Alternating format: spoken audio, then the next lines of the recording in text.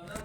Ovoz berishda 102 nafar fuqaro ishtirok etganligini va bu 102 ta fuqaro qanday tartibda ovoz berganligini mana bilib olamiz.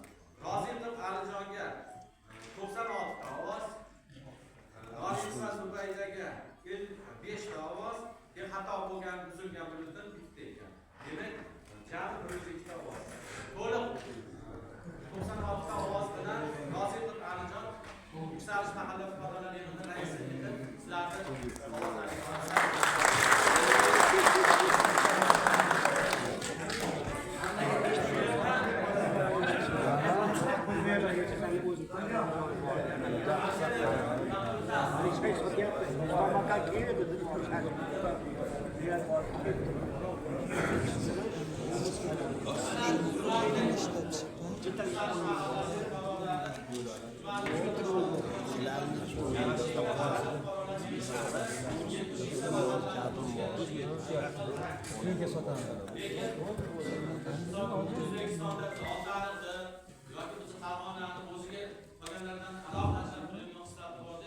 Yuksalish mahallasini o'ziga yarasha hurmat izzati, odamlarning fe'l ahvoli,